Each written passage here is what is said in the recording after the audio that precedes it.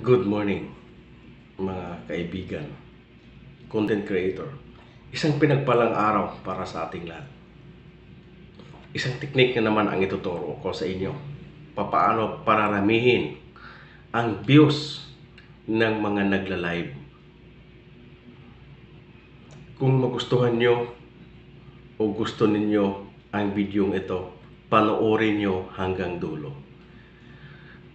Sasabihin ko sa inyo ang isa sa pinaka number 1 na teknik para dumami ang views ng inyong mga live ay kailangan una, mayroon kang kahit 10 na loyal friend.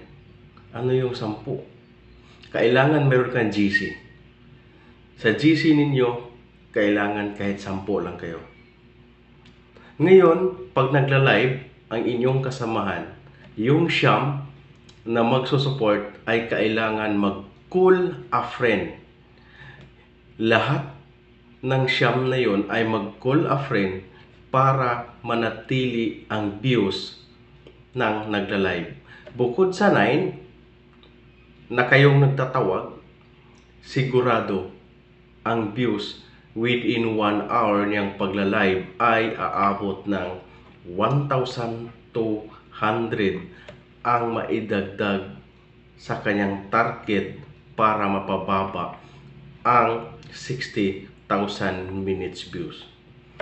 Ito ay isang teknik, mabisang teknik kung papaano patataasin ang views na nagla-live. Call a friend is a key to maintain the live views higher or mataas hanggang ito ay matapos. Kung magustuhan nyo ang videong ito, please like, share, and comments para makikita din ito ng ating mga kasamahan na mga content creator na may pangarap to become a future vlogger. Isang pinagpalang araw para sa ating lahat.